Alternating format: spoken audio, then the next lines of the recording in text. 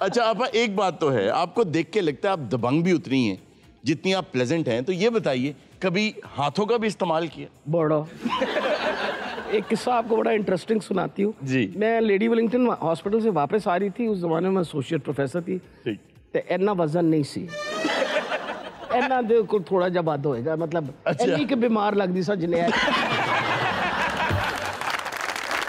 तो मैं जब सेंट्रल मॉडल स्कूल से आगे से गुजरी हूँ तो बच्चे जो थे आपको पता है वो बसें जो है उनके ऊपर पीछे से चढ़ जाते थे ऊपर ना, वो ऊपर चढ़ गए, छोटे छोटे बच्चे थे, कोई 3-4 डोर नहीं होती, डोर पिन्ने जो थे, उन्होंने कहीं डोरों को हाथ लगाया हुआ तो साइड से कंडक्टर ऊपर चढ़ा है, ठीक, और उसने उन बच्चों को मारना शुरू कर दिया। अच्छा। मैं पीछे से देख रही थी, मैं हॉर्न पे हॉर्न बजाई चली जाऊं कि भाई क्या कर रहे हो, तो मतलब छोटे छोटे बच्चे हैं, खुदा न खास्ता कोई गिर जाए। अच्छा, अब वो करते कराते मैं एन सेक्रेटेरिएट के आगे गाड़ी जाके मैंने रोक दी, अपनी गाड़ी उसके सामने खड़ी करके गाड़ी रोक दी, ठीक, एक क्लॉक निकाला और मैं पीछे से ऊपर चढ़ गई उसको तो मैं उन्होंने 2 मारियां, वो देखते देखते सारा महल्ला उतर चढ़ा आया मैंने फिक्र पै गई कि मारी ना जाए है, फिर मैं उसको बचाना शुरू कर। इसका मतलब है कि आपने जिम्मेदारों पे काबू पा लिया लेकिन मोहल्लेदारों पे काबू नहीं पा सका। पहले उन्हें बस पे लिखाया सी बच बोर्ड तो इस फैंटी तो बाद लिखवाया बच डॉक्टर को। डॉक्टर साहबा पेट्रोल महंगा होता जा रहा है, महंगा होता जा रहा है, ये कब नीचे आएगा? 200 पेट्रोल को तो सस्ता होना, बेचारी मेकअप करन तो बैठी है। क्यों? उन्होंने किसी ने दसता जी लिपस्टिक च पेट्रोल पैंदा है। तुम्हें क्या प्रॉब्लम है अगर पेट्रोल महंगा हो भी गया है तो? मैं डलवा रहा हूँ ना। इन्हें दसो विग वाली गोंद च भी पैंदा है। अरुण साहब ਤੁਹਾਨੂੰ नहीं पता इन्हें विग लाई जे ਤੁਹਾਨੂੰ ਦੱਸਣ ਲਈ ਕਿ ਮਿਲ ਜਾਂਦੀਆਂ ਨੇ। मुझे तो आज पता लगा क्या आबिद विग लगाता है। वो बेचारी खा भी 2 गाने भी उन्होंने कर दिए। आबिद कितना टाइम लगता है विग लगाने में? इर्जा आप ना लगवाना, बहुत बुरी लगोगी। इर्जा क्यों लगाए? हाँ। वो लगाए इर्जा के दुश्मन। यस। वाह वाह। अल्लाह दी कसम मैं समझी आज चेक मिलेगा कोई नवी गल करेगा।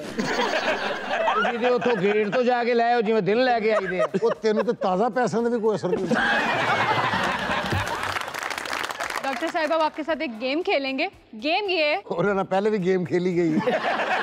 जितनी बड़ी गेम उनके साथ आप देखे ना हमारे साथ माशाल्लाह कितनी बड़ी गेम खेली जा रही है। 14 हमारे पे FIRs हैं और 4 उसमें दहशतगर्दी की है, और जब से मेरे पे दहशतगर्दी की FIR हुई मैं कुछ दहशतगर्द महसूस कर रही हूँ। जिस गेम की बात ये कर रहे हैं ना, उसके मुकाबले में ये गेम जो मैं आपके साथ खेलने वाली हूँ बहुत ही छोटी मोटी सी गेम है। एक्सप्लेन मैं कर दूं कि ईद के रोज आपके घर पर अगर कसाई नहीं आया है तो ये काम आप कसाई की जगह किस शख्सियत से करवाना चाहेंगे, और आप किसी का भी नाम ले सकती हैं। उस दिन मेरा ख्याल है बहुत काम आएगा राना सनाउल्लाह। यार ये पहले ही हो उनको पता है कि राना सना का बहुत काम। बाकी बाजी उन्हां दी मुच्छां भी इंज दी आज छुरी फड़ी होवे ना ते समझदे। तो ऐसी सिचुएशन में छुरियां तेज करवाने का काम किसे देंगी? छुरी तो मैं खुद ही तेज करूंगा। और जानवर की खाल कौन उतारेगा? अब ये तो बड़ा ही मुश्किल सवाल है कि खाल कौन उतारेगा। खाल वैसे मुझे लगता है जरदारी साहब कैसे रहेंगे। वैसे बात आपने ठीक कही है, और खामोशी से उतारते हैं। लेकिन एक मसला हो सकता है। हाँ जी। 10% खाल साथ ले जाएंगे। चले हक बनता है ना कसाई का। खाल किसके घर पहुंचाएंगे? खाल शौकत खानम की।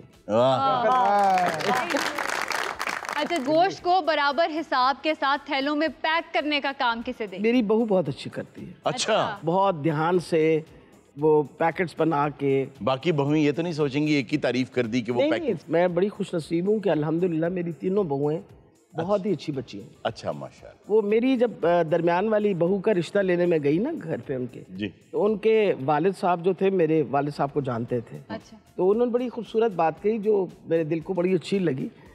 उन्होंने कहा कि मैं तो सारे ख़ानदान को बहुत अच्छी तरह जानता हूँ, और फिर ऐसी सास कहाँ मिलेगी जो घर पे ही नहीं होती कभी।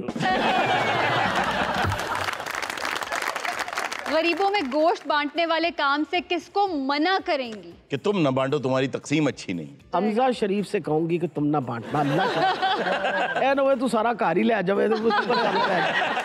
और आखिर में पुलाव बनाने का काम किसे देंगे? अगर घर पे पुलाव पकना है तो वो तो मेरा अपना खनसामा बहुत अच्छा पकाता है, इसलिए मैं उसी को कहूंगी कि वो शौक। आप शौक से क्या खाती हैं सबसे ज्यादा? मैं शौक से बिरयानी खाती हूँ। अच्छा।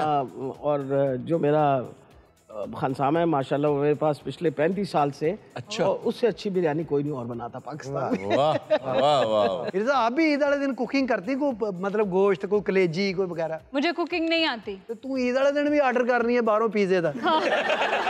माया आप भी कुछ बना लेती हैं? सलीम साहब मैं सालन इतना अच्छा बनाती हूँ कि लोग अपनी उंगलियां तक खा जाते हैं। माया दा हाथी माशाल्लाह एडा सारा वा, गोल रोटी भी बनावे ते अफगानी बन जाती है एडी। अच्छा, आपके वालिद हैं आपा नीला से, वालिदा यूपी से, तो आप क्या समझती हैं किसकी छाप ज्यादा है आपकी पर्सनालिटी? मैं अपने वालिद साहब की तरह ज़्यादा हूँ। वालदा मेरी जो थी, अल्लाह ताला उन्हें गरीक रहमत करे, वो बड़ी ही फरिश्ता सीरत, बहुत ही धीमे मिजाज की थी। अच्छा। वालिद साहब मेरे एयरफोर्स में फाइटर पायलट थे। अच्छा। तो कुछ ज़्यादा तबीयत उनके ऊपर, तेज़ी की तबीयत जो उनके ऊपर गई। अच्छा। लेकिन वालदा का एक कांस्टेंट इन्फ्लुएंस तो था। हालांकि पहले 5 साल तो मैं अपने दादा दादी के पास था, तो मैं अपने दादा दादी के इन्फ्लुएंस में भी बहुत ज़्यादा थी। ठीक। नेचुरली मैं वहाँ रहती थी दादा दादी के पास। मैं पंजाबी बोलती थी, जो हमारे अपने इलाके की पंजाबी है, उर्दू तो नहीं बोलनी आती थी मुझे। तो जब मैं अपनी वालदा से यहाँ पहली दफ़ा वो जानकी देवी अस्पताल में हाउस जॉब कर रही थी। वो भी गायनेकोलॉजिस्ट? जी, वो भी गायनेकोलॉजिस्ट। अच्छा। तो बड़े शौक से मुझे लेके आई कि मैंने इसको स्कूल में डालना है। 5 साल की होने लगी है। अब वो वहाँ हम दोनों की आपस में जो गुफ्तगू थी, वो पहले दिन तो बहुत ही मुश्किल थी, क्योंकि वो बेचारियों ने मेरे लिए, दादा मेरे पास रात को छोड़ के चले गए कि अगर मैं सुबह ही नज़र आया तो ये छोड़ेगी नहीं मुझे। तो वो अब सुबह, पहले तो मैं इस बात पे नाराज़ थी कि दादा कहाँ चले गए, और वालदा से उस तरह की मेरी उनसियत नहीं थी क्योंकि मैं उनके पास रहती नहीं थी। तो पहले तो मैंने, मेरा ख्याल है, इसी पे बार बार रोना शुरू कर दिया होगा कि हाल वे अब्बा जी कितने लगे गए वगैरह वगैरह। उसके बाद वो बेचारी नाल जावना मैं नहीं पता किथे ये बिल्कुल यही आख्या मैं। उसके बाद उन्होंने मेरे लिए अंडे बना के और मेरे सामने ला के रखा, तो मैं कहा मैं ना खांदी। अब वो बेटा आप अंडा खा ले। मैं कहा नहीं खाना, मैं अपनी कुकड़ी का अंडा खा सा। बेचारी परेशान है इस गलो, ਉਹਨੂੰ ਪੰਜਾਬੀ बोलन नहीं आती सी। वो कोई पता नहीं बच्ची क्या की रही है। उन्होंने अपने साथ जो कमरे में, साइड वाले कमरे में, उससे अपनी को दोस्त को बुला के लेके आई कि इससे देखो क्या रहे। मैं आख्या मैं आख्या ना खांदी, इस वास्ते मैं अपनी कुकड़ी का अंडा खा सा। अच्छा, अब वो हो गई यार तेरी बेटी को जंगली बोल रही है सामने। अच्छा आपा, since we are from the same district, तो ये मेरे साथ भी होता था। बचपन में मेरे पास एक फोम की बनी हुई बहुत खूबसूरत एक मुर्गी थी, तो मैं सुबह उठ के जिद करता था कि मैं अपनी मुर्गी का अंडा खाना। तो अम्मी क्या करती थी कि सुबह सुबह उठ के उसके नीचे एक अंडा रख देती थी, तो मैं आंखें मलता मलता अंडा लाना और वही पकवा के खाना। तो एक दिन अम्मा भूल गई, तो उन्होंने उसके नीचे फ्रिज से निकाल के फौरन अंडा रख दिया। तो मैंने अंडा निकाला और मैंने रखा और मैं कहा मैं नहीं खाना। कहती हैं वो क्यों? मैंने कहा ये नहीं देंदी। अम्मी कहती क्यों? मैं कहा ठंडा। मासूम बच्चे ने ना महीने को फॉर्म वाली मुर्गी ਨੂੰ स्वेटर पाਉਂਦੇ ਰਹੇ ਨੇ। ਐਵੇਂ ਫੋਮ ਵਾਲੀ ਮੁਰਗੀ ਤੇ ਪਾਣੀ ਪਾ ਕੇ ਮੁੜ ਕੇ ਮੁਰਗੀ ਨਿਚੋੜ ਰਿਹਾ। ਲੇਕਿਨ ਯਾਰ ਇੱਕ ਗੱਲ ਦੀ ਖੁਸ਼ੀ, ਚਕਵਾਲ ਦੇ ਬੰਦੇ ਆਂਡਾ ਆਪਣੀ ਮੁਰਗੀ ਦਾ ਹੀ ਖਾਂਦੇ।